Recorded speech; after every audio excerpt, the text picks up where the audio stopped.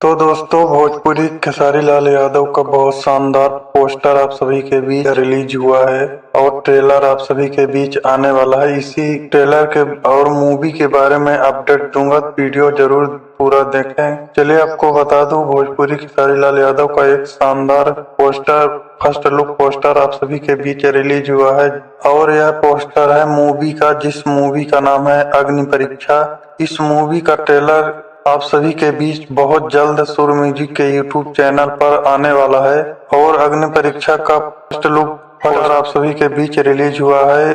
आप स्क्रीन में देख सकते हैं, बहुत शानदार पोस्टर है और इस मूवी के निर्माता हैं सुरेंद्र यादव और इस मूवी के निर्देशक हैं लाल बाबू पंडित की, जो मूवी बहुत शानदार बनाई गई है और ट्रेलर आप सभी के बीच आने वाला है, तो ट्रेलर देख सकते हैं। बहुत शानदार ट्रेलर होने वाला। धन्यवाद, थैंक यू।